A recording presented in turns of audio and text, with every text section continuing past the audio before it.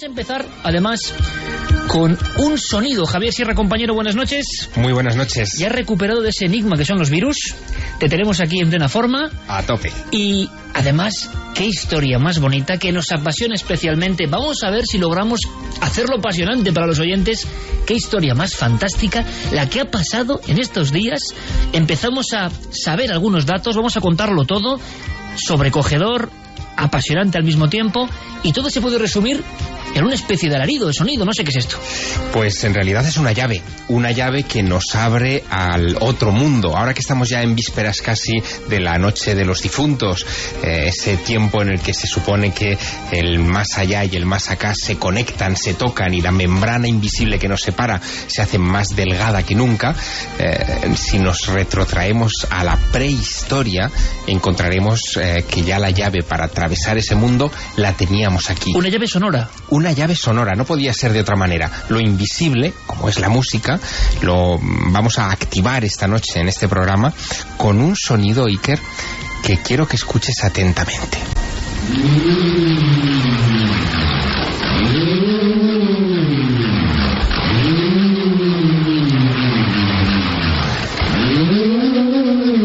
Esto parece un ulular, un algo, una especie de cosa que nos intenta decir algo. Es un ulular que se escuchaba en las tinieblas de las viejas cavernas.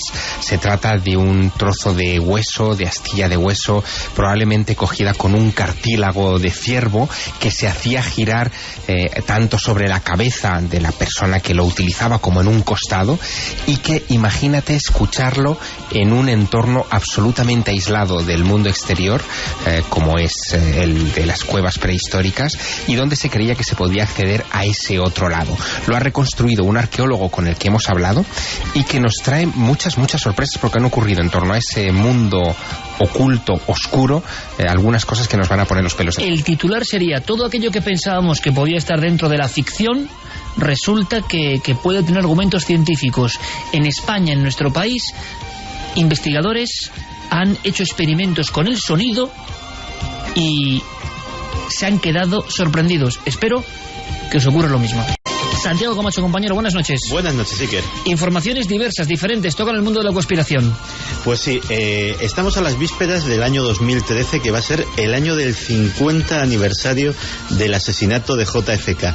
Este año van a llover noticias de todo tipo sobre la conspiración, sobre la vida, sobre la muerte del presidente Kennedy, y ya han empezado. Un nuevo libro apunta a una teoría sobre los sospechosos que parecían menos sospechosos hasta ahora, la KGB soviética. Y más cosas que tienen que ver con España. Es curioso porque en su sección La Cara Oculta, Santiago Camacho, en Cuarto Milenio, soltó una bomba hablando del tema de las perforaciones en la tierra. Mucha polémica, gente a favor, gente en contra, como debe ser. Pero resulta que este mismo lunes hemos sabido algo, si cabe, todavía más alucinante. Todo eso que se comenta de terremotos y la capacidad del ser humano para provocarlos parece que se ha convertido en verdad. Parece que se ha convertido en verdad en una de las tragedias que ha marcado la vida española de los últimos meses, la tragedia de Lorca.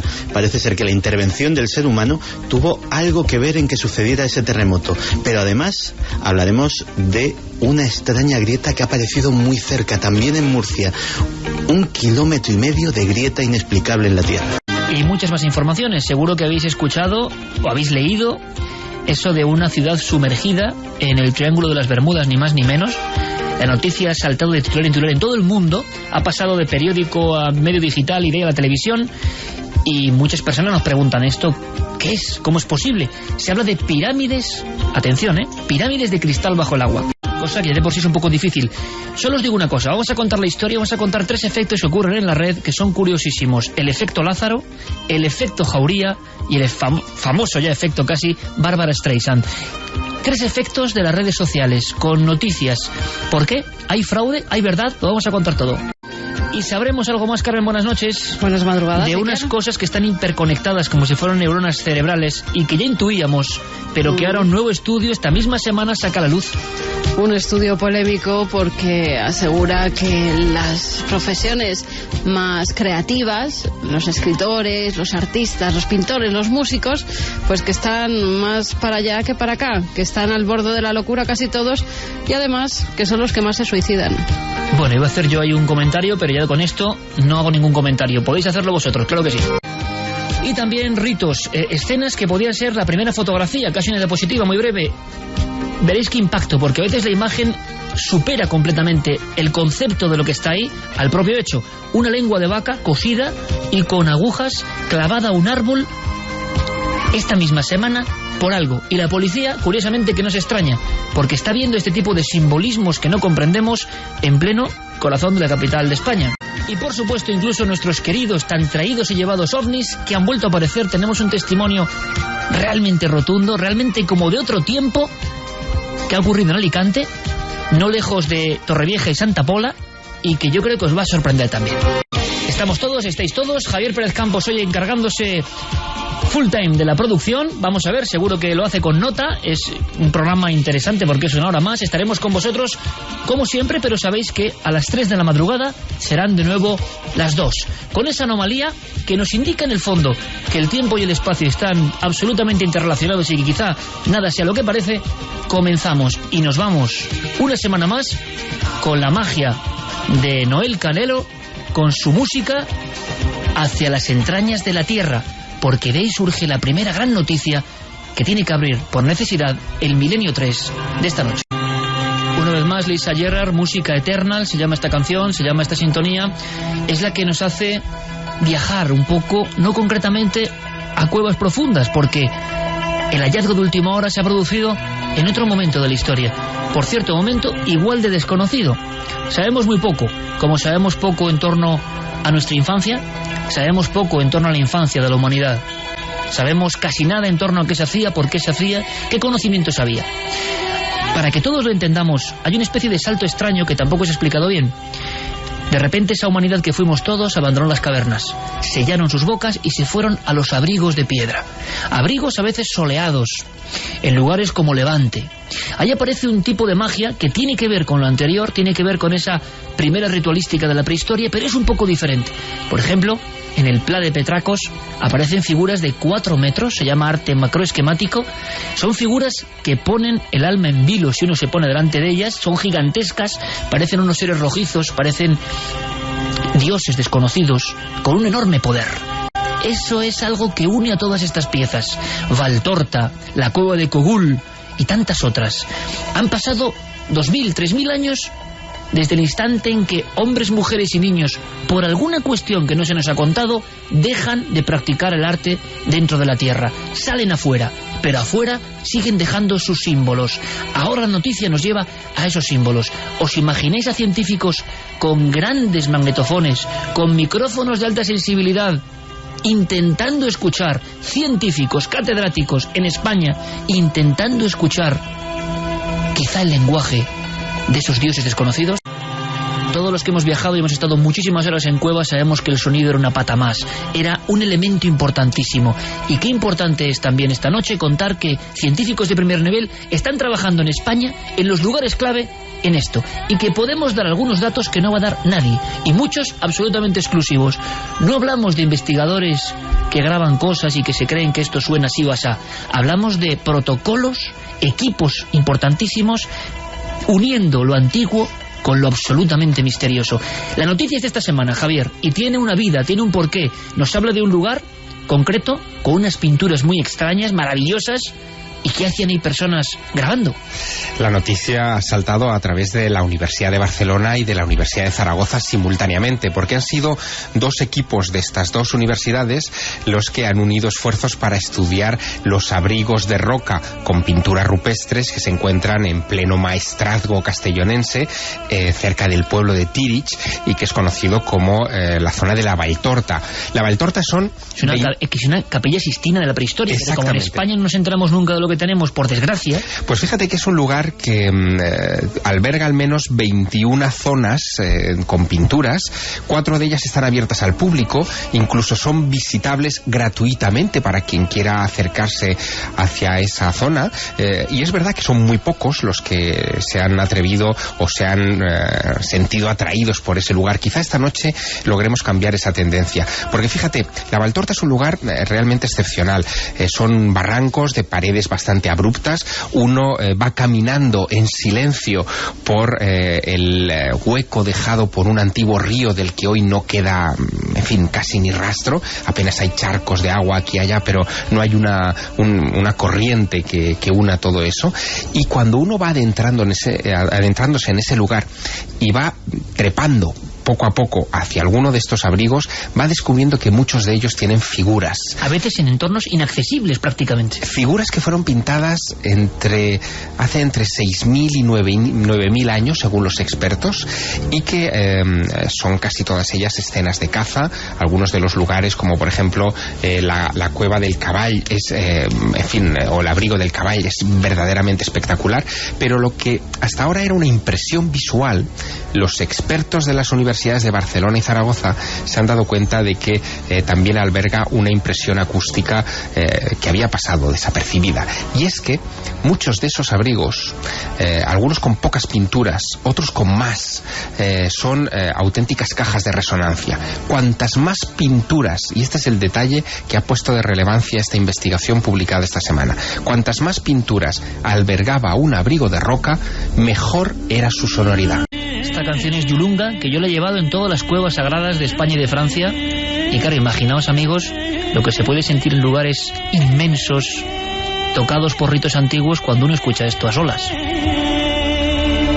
Pues siente lo que de alguna forma quizá detecten los aparatos modernos, que ahí no solo hay pintura, que la pintura no era desde luego para decorar, sino lo que siempre hemos intuido, que había una serie de ritos y de magia, quizá la primera magia y la única verdadera.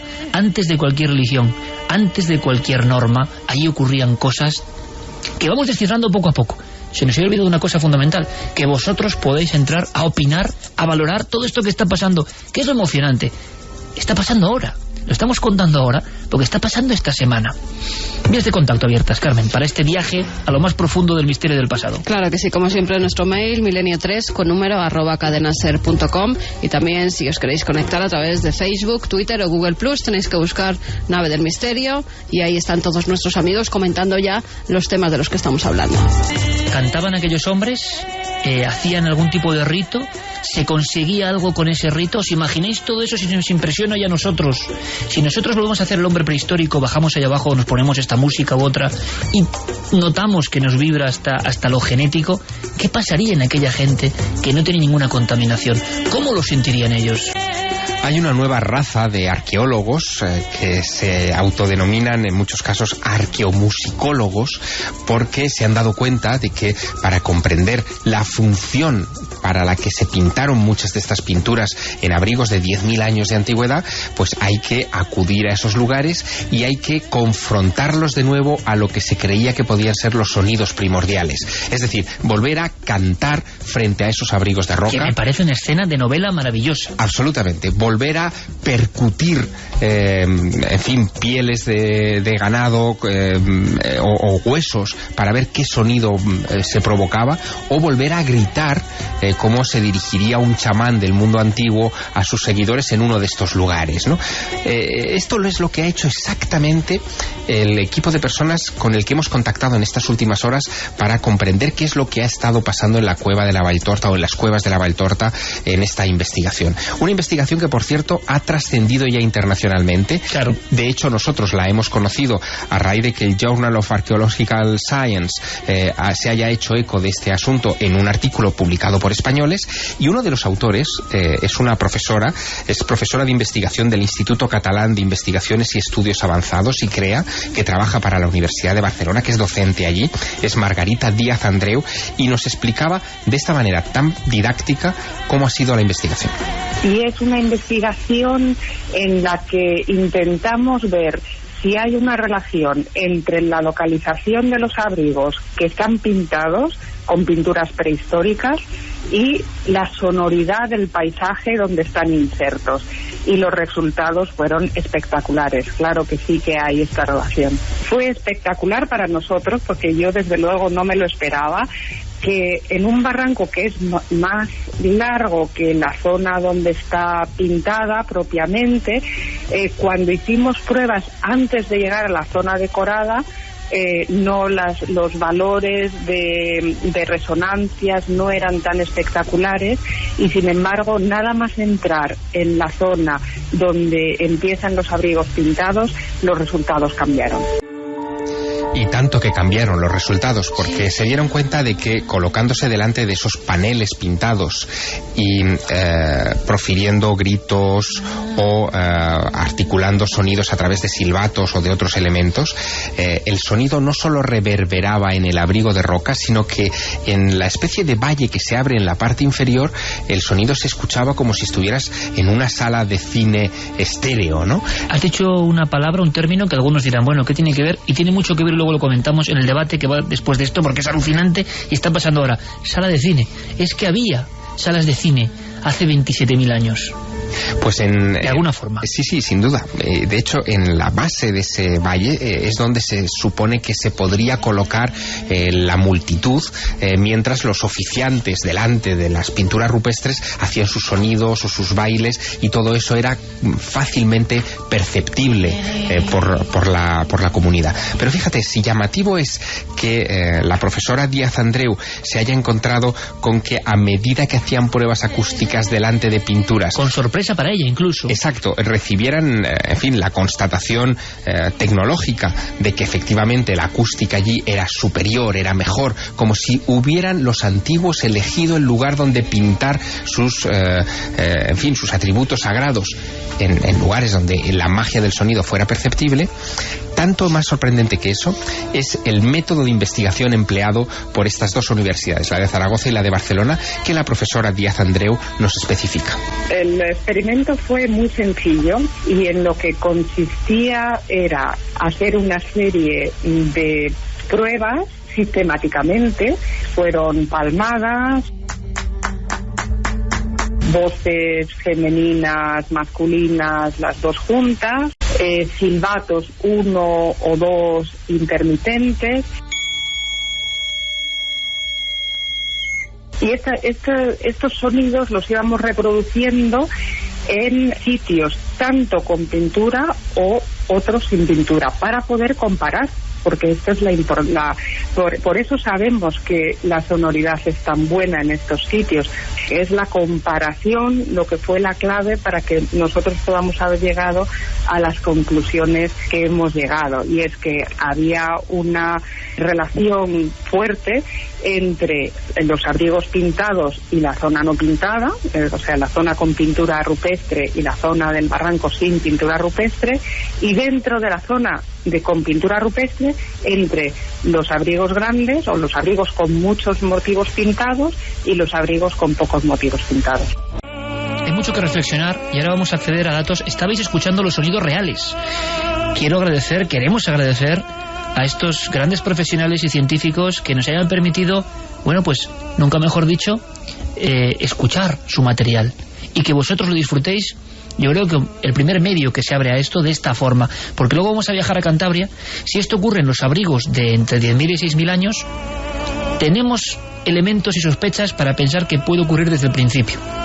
Y estamos en un momento en que la gran mentira que nos han contado a nivel popular, que por desgracia muchos creen, piensan que los prehistóricos eran seres bárbaros que pintaban como para cazar y cosas de esas, y nos vamos dando cuenta de que no tiene nada que ver, que todo era un proceso mágico de un refinamiento, y donde seguramente pasaban una serie de cosas mucho más misteriosas de las que nadie se puede imaginar. Por ejemplo, el hecho de haber encontrado en las cuevas ya profundas muchos elementos que vais a conocer esta noche, que parece que componían eso, un cine en 3 dimensiones con sonido, imagen, y ahí pasaban cosas, en esa primera magia, en esos primeros hombres. Pero esto está ocurriendo ahora mismo, en estos momentos concretos de la historia. Ahora sale a la luz. ¿Qué más? Bueno, lo que está consiguiendo también esta investigación es aunar a profesionales de diversos ámbitos que están aportando, en fin, su grano de arena a esta historia. Y en esta investigación, en este trabajo que nos ha estado contando la profesora Margarita Díaz Andreu, también se ha sumado Carlos García Benito, que es profesor del Departamento de Ciencias de la Antigüedad del área de prehistoria de la Universidad de Zaragoza, y que está elaborando en estos momentos una tesis sobre música o musicología del mundo antiguo. Resulta que se han encontrado en muchas de estas cuevas instrumentos musicales. Cuevas y abrigos, ¿eh? O sea, cuevas y en este caso abrigos al aire libre, que todavía es, si cabe, más sorprendente. Sí, porque que una cueva tenga cierto eco, bueno, pero un abrigo que está al aire libre, eso estaba muy calculado, ¿eh? Y esa gente bárbara, entre comillas, ¿cómo calculaba eso? Claro, la cuestión está en que tú hablabas antes de un grado de refinamiento. El grado de refinamiento se ha constatado sin lugar a dudas en los estudios recientes que se han realizado sobre estos instrumentos musicales. Y fíjate, es curioso porque este tipo de aproximación acústica a la arqueología en realidad es muy reciente. Es de finales de los 80, principios de los 90. Está llegando ahora a España. De hecho, esta investigación que estamos presentando esta noche en Milenio 3 es una investigación pionera en España. Vienen detrás otras que sin duda llegarán a los informes científicos, pero el gran problema que tienen todos estos profesionales, estos arqueólogos, es poder transmitir la emoción que les provoca, claro, el escuchar esos sonidos in situ. El descubrir que aquello les pone la piel de gallina. Esto es científico, pero pasan muchas cosas y ellos también resuenan en ese diálogo. Mira, yo recuerdo ahora mismo una frase que seguramente, y tú la recuerdas, Carmen, porque nos la dijo en La Pasiega, uno de los grandes en la caverna de las chimeneas, uno de los grandes de la prehistoria mundial, Jean-Claude, seguramente el más famoso, el más importante, el presidente de la UNESCO, me decía: Iker, desengáñate, ¿no? Hablaban a la pared y la pared respondía. Nosotros no podemos entenderlo, nosotros solo podemos pensar en fábula, pero es que la pared mágica respondía de verdad. Y quizá aquí están las primeras notas de esa primera partitura de la magia de la historia. Absolutamente. De hecho, fíjate, Carlos García Benito, este profesor del que te hablaba, ha dedicado estos últimos años a tratar de reproducir esos instrumentos musicales del mundo antiguo. Y uno de los que más le ha llamado la atención y que, en fin, ha podido reconstruir con todo lujo de detalles es una bramadera o zumbadora que se descubrió en la cueva del Pendo, en el Valle de Camargo, en Cantabria. Cueva, por cierto, que fue excavada por primera vez a finales del siglo XIX, en 1878, por Marcelino Sanz de Santuola, el descubridor de las cuevas de Altamira. Y haciendo esta recreación milimétrica de esa especie de plancha de hueso de 3 milímetros de ancho solamente y 18 centímetros de largo, y colocándola en el extremo de una cuerda y dándole vueltas en el interior de una cueva en Tarazona, cerca de donde es Carlos García, bueno, pues se quedaba absolutamente perplejo porque descubría la posible función que tenía aquello.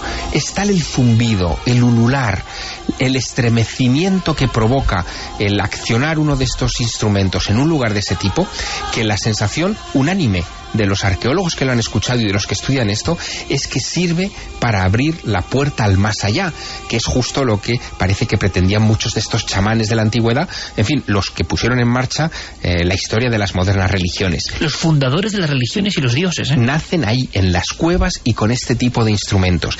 Y Carlos García Benito nos lo contaba así. Y bueno, es un elemento que utilizado en el ritual normalmente, que intentan a través de este sonido ponerse en contacto con el más allá y con sus ancestros a través del sonido de la propia bramadera, que bueno, es como si ahora escucharemos un zumbido.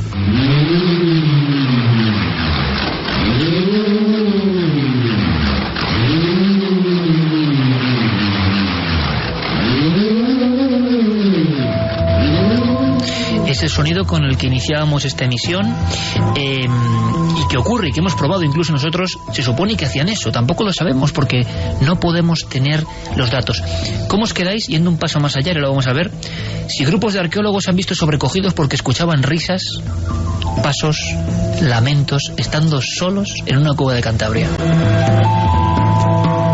todo eso ha ocurrido y lo vamos a contar y está pasando y se está investigando ahora mismo. Queda un dato, otro profesor. Queda un dato y otro profesor que lo que muestra es la existencia en estos momentos en distintas universidades en el ámbito, digamos, profesional de la investigación del pasado en este país, la existencia de un colectivo que se ha lanzado a investigar con auténtica pasión y entrega este universo oculto hasta ahora de la acústica de los lugares del mundo antiguo. Ese profesor es Manuel Rojo, él es docente de prehistoria en la Universidad de Valladolid y nos cuenta que ya en los 80 se estableció esa relación entre los lugares pintados con lugares de mayor sonoridad, que lo que está haciendo este estudio reciente de la Valtorta es confirmar una intuición francesa a este respecto.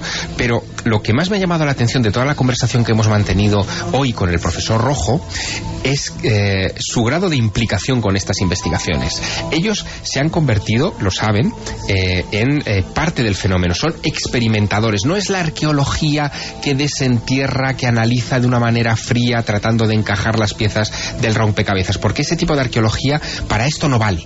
Aquí o te sumerges o no entiendes nada. Y Manuel Rojo, que lo admite, nos lo cuenta así. Hemos hecho este verano pasado una primera, digamos, aproximación analizando la sonoridad de varias cuevas de la cornisa cantábrica, pues la cueva de la Garma, la cueva de las Chimeneas, el Castillo, Tito Bustillo, y este año vamos a intentar profundizar un poco en todos estos aspectos que nos parecen interesantes relativos a la arqueoacústica. Nosotros efectivamente somos experimentadores, somos los que realmente experimentamos con el sonido, sentimos los sonidos, y entonces yo creo que apreciamos el vivir en la cueva de forma más intensa.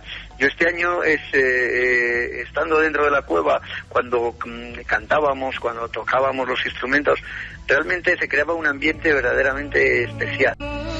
Las 2 y luego volverán a ser las 2 dentro de 60 minutos, con lo cual eso es un guiño, ¿no? Como decimos, Carmen tiene ahora mismo en el ordenador una imagen de una cámara que poco a poco va sumergiéndose en uno de esos templos que, por desgracia, como muchas cuevas, ya no puede volver a ser visitado por el hombre.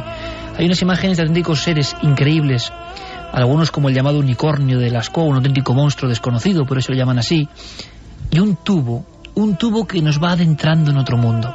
Lo que ha dicho Javier Sierra es una verdad como un templo. Aquí no vale la prueba aséptica y fría. Hay que hacer ciencia, pero hay que sumergirse. Y los que se sumergen saben que la cueva se apodera de ti. Un buen amigo, al que mando un gran abrazo y espero verlo muy pronto, Chema Ceballos, el guardián de la famosa cueva del Castillo, en Puente Viesgo, Cantabria, que ahora es el primer lugar donde nace el arte humano. Y eso significa que también nace la magia, nacen los dioses y nacen un montón de cosas que aún nos siguen interesando. Nace allí. Y este hombre me decía, cuidado con el virus de las cuevas, porque siempre se vuelve. Y uno le da la impresión de que vuelve en busca de el sentido de su propio misterio, porque esas cuevas tienen que ver con uno, reflejan a uno, lo peor y lo mejor. Por tanto, no son lugares yermos, no son lugares donde poner una cuadrícula y decir x+1 y 28 centímetros. No. Es algo más que se cuela dentro de nosotros. Vamos a hacer rápidamente, para que opinéis, un recorrido breve por lo que pasa tierra adentro. Roberto Antañón es un gran amigo, es el director de Cuevas de Cantabria, de las Cuevas Prehistóricas de Cantabria, que es el lugar del mundo con las mayores joyas por metro cuadrado en el mundo, pero repito, y lo digo como lo siento, como en España no damos importancia a lo que tenemos. O sea, en Nueva York el descubridor de Altamira tendría la Gran Avenida, pero aquí el descubridor del arte de la prehistoria, el primer arte, aquí nada, o muy poco. Y es algo que tenemos que de verdad casi despeñar de nuestra mente. Nos han enseñado mal, nos han enseñado lo mismo, y resulta que en España, menos mal que no pasan cosas, tenemos las grandes cumbres, y tampoco sabemos bien por qué, en la zona de Cantabria. Le he preguntado a Roberto Antañón, mi querido amigo, digo, bueno, ¿y esto de la acústica en Levante qué ha pasado? ¿Habéis hecho alguna prueba en las cuevas de Cantabria, las más antiguas? Nos marchamos 10.000, 20.000 años más atrás, y a pensar que ese refinamiento, ese conocimiento, esos ecos, esos cánticos, se producían al principio de la frontera de lo que somos nosotros, ya me parece un misterio asombroso. Lo que nos cuenta Antañón es algo muy bonito, es muy de Javier Sierra, de novela también.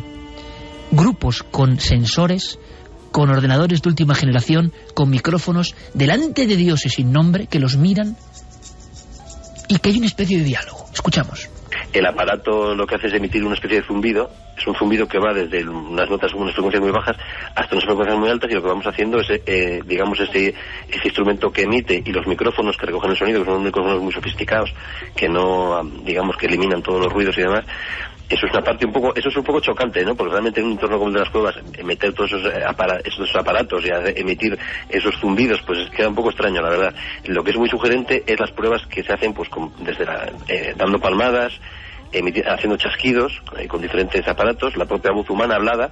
A mí mismo me han puesto a hablar en diferentes cuevas, porque parece que tengo una voz, sobre todo la parte grave, que les viene muy bien, y sobre todo la parte de los cánticos y de los instrumentos musicales, ¿no? Que son instrumentos de viento y también instrumentos de percusión. Y entonces, digamos que intentamos aproximarnos a través de la arqueoacústica desde un punto de vista, pues, objetivo, científico, pero claro, esto mismo tiene una parte, pues, muy, muy emotiva y sugerente al mismo tiempo para nosotros, ¿no? Hablamos del director de Cuevas de Cantabria prehistóricas, hablamos antes de científicos que están metidos en una órbita que es difícil de explicar y que les está ocurriendo. Quiero que escuchéis con máxima atención este documento, por favor, de la conversación que hemos tenido con Roberto Ontañón. A veces las investigaciones llegan a un momento en que uno se sobrecoge en exceso. Hay un lugar que se llama La Garma, y luego os cuento, bueno, lo cuento ahora. Lo que va a contar ahora Roberto Ontañón ocurre en una caverna que hemos estado, que te puedes matar, porque tiene unos abismos impresionantes, y uno, fijaos, Santiago, Javier, entra por un sitio que es como una vagina humana, exactamente igual, y Carmen... Además tienes que meter primero la cabeza, después un hombro, después el otro hombro. ¿Qué nos decía el ginecólogo?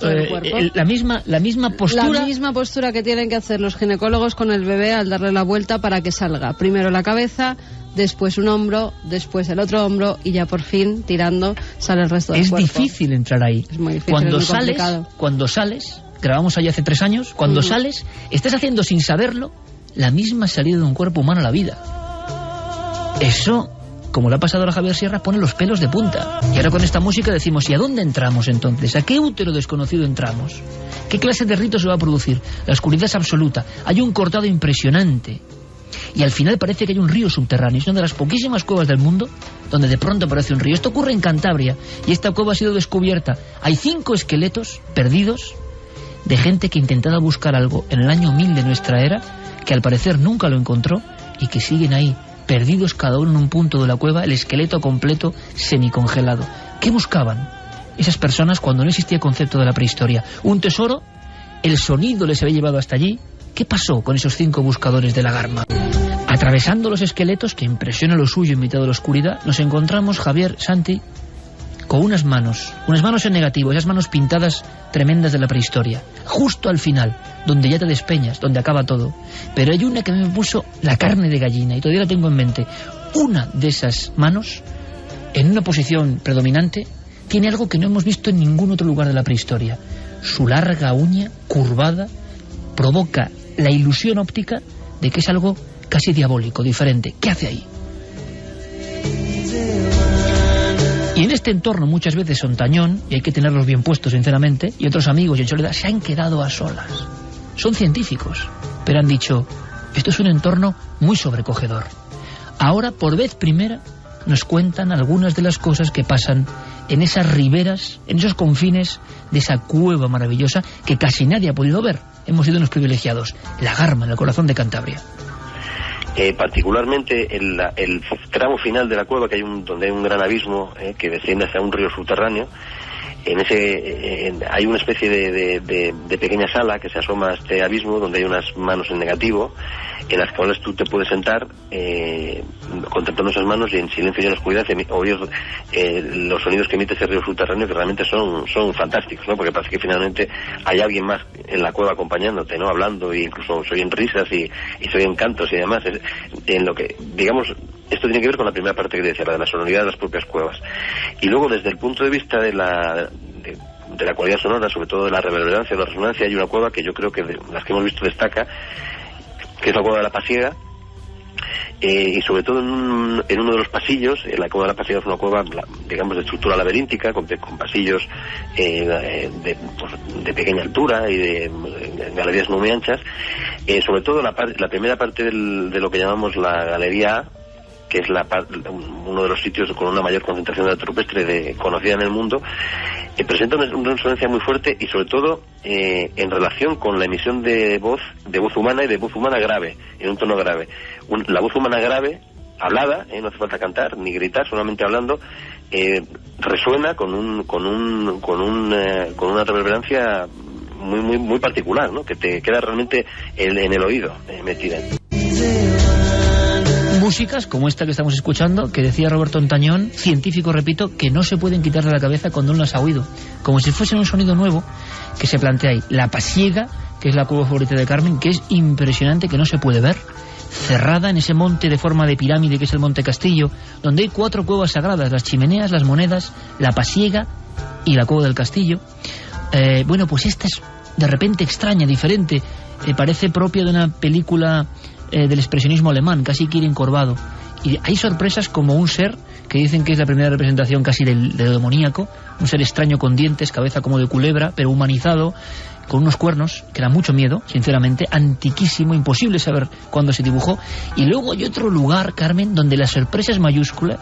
Nuestra primera visita, sabiendo ya un poquito de cuevas, nos quedamos parados en seco mirando aquella pared y dijimos, ¿pero esto qué es? Parecía un código cifrado. Hay una pared, además, tienes que doblar un recodo, pasar por varias como estancias que tienen sus dibujos. Hay como una especie de sombreros voladores que muchos en los libros sobre ovnis identificaban con ovnis en la prehistoria. Y también hay algo que no ha podido nadie identificar todavía, no saben qué quiere decir, porque los puntos, las rayas sí se han identificado como... Tampoco saben qué quieren decir, pero bueno. No, pero más o menos los tienen controlados. Pero aquí es una protoescritura. Parece ser un mensaje que han dejado en esa pared y nadie hoy por hoy ha podido descifrar. Son como palos, como una especie de X también, y no sabe nadie a qué se refiere ni qué quiere decir. Una especie de símbolo parecido a la integral, pero perfectamente hilado todo, 25.000 años antes de la primera escritura. Y esas joyas las tenemos en Cantabria y no saben qué son. Y curiosamente esa es la cueva que resuena de una forma especial y donde uno se queda sobrecogido. Y al final de la cueva también un recodo donde sabemos que hay pinturas, donde hemos podido identificar gracias a microcámaras que metimos con grandes lanzaderas para poder filmarlas, pero hay más escrituras, más grabados que nadie hoy por hoy ha podido ver. Y una cosa preciosa, un pasadizo donde solo cabe un niño muy pequeño. ¿Qué pasa? ¿Que mandaban al niño pequeño a pintar allí donde no llegaba el hombre? ¿Cómo se pintaba en esos lugares inconcebibles e imposibles? Hacemos un poco dossier especial casi porque la noticia merece la pena. Tenemos muchísimo más esta noche, con 1 hora más, pero claro, esto está pasando en España y ahora. Y es algo inconcebible hace 10 años y hace 5, o sea, increíble. Vamos, si hablamos de prehistoria, con el director de Altamira, y es nada, es decir, el custodio de la caverna más importante seguramente del planeta Tierra. Y repito una cosa, como siempre, Altamira nos han contado, como siempre, que hay unos bisontes, color rojo sangre y demás. No nos han contado que la parte final de la caverna de Altamira está llena de monstruos, está llena de seres inconcebibles, está llena de formas de piedra a la cual le han pintado un ojo, 2, una nariz, nada más, y eso se convierte en una especie de espectro en mitad de la noche. En la zona donde hay que agacharse, zona inicial donde yo he estado, no al final, y donde le pregunté a José Antonio Las Heras en aquel viaje iniciático, ¿esto qué es? Porque veía marcas encima de mi cabeza, y eran las manos de niños haciendo espirales en el barro encima de la cabeza, que todavía seguían ahí. El director de Altamira nos cuenta más cosas. Han descubierto en Francia, por ejemplo, auténticos grandes instrumentos que se debían tocar. ¿Os imagináis un xilofón de la prehistoria en esos cines que comentaba Javier Sierra? ¿Os imagináis al chamán no solo hablando y gritando, sino dando con una maza en ciertas estalactitas para que suenen de cierta forma? Nos lo cuenta. Yo recuerdo la impresión que me produjo ver en la cueva de Cugnac, en Francia, en el Valle del Lot, pues las estalactitas reiteradamente piqueteadas, banderas de estalactitas, como si fuera un litófono, ¿no? Como para producir un sonido, probablemente un ensayo de sonido, o a lo mejor una actividad acústica en el marco de algún rito. Hay flautas, en el momento más antiguo de la presencia de los humanos sapiens en Europa, en el Auriñaciense, hay flautas, es decir, huesos con perforaciones que permiten hacer música, es decir, el sonido está presente en los humanos sapiens, pues por lo menos desde el momento de la llegada a Europa. O sea, eso es mucho decir y eso es muy importante. Y en las cuevas ocurría de todo lo importante para aquellas personas. A ver si entre todos conseguimos que esto sea visto como lo que eran, auténticos templos vivos, donde pasaban muchas cosas y donde, ojo, ahora que tenemos religiones y que seguimos matándonos por las religiones, estas nacen en un momento, con una fuerza tan grande, y nacen de ahí. La primera religión, y lo saben todos los estudios de las religiones en el mundo, es la religión chamánica, la religión del que es capaz de tocar la membrana de la pared y contactar con lo que está más allá. Esa membrana dúctil y que no es de piedra. Muchos investigadores de la más alta alcurnia prehistórica piensan que lo que estamos viendo, y esto me puso la carne de gallina escucharlo allí, esos dibujos que vemos de animales, incluso de animales, no son animales. Uno de ellos me decía, Pascal Alar, fíjate bien, me acercaba a una zona que da miedo si uno está ahí a solas, de Niort, la Capilla Sixtina francesa, junto con Lascaux, había unos bisontes, y yo me acercaba y me decía, pero mira este bisonte, a que no tiene cara humana, a que no tiene cara de bisonte, tiene cara de hombre. Se producía una fantasmagoría muy extraña, y entonces él me dice, no son animales, son los retratos de los espíritus de esos animales.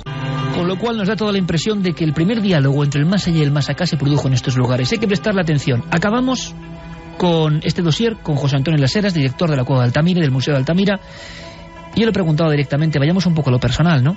Vosotros que estéis en las cuevas, que sois una fauna muy peculiar, que enseñáis lo que queréis enseñar en cualquier cueva, pueden enseñar una cosa, no enseñar otra, solo entre ellos controlan, son en el fondo una élite que controlan perfectamente los secretos de cada cueva. Yo estoy seguro que hay muchas cosas en las cuevas españolas que no se conocen, que no se saben y que están.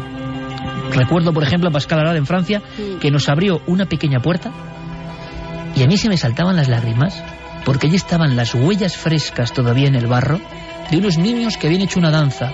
Se supone que una danza desconocida el último día de la cueva, o muy poco antes de que la cueva, quizá por los padres de esos niños, fuese sellada con una gran roca durante 12.000 años. Y las marcas en la fría arcilla estaban ahí. Nadie las ve.